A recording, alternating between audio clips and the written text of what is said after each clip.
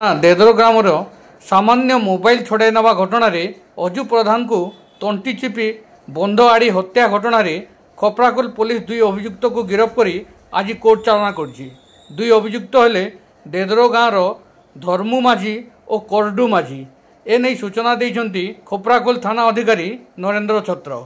पाटनागढ़ मिर्चा news team bureau.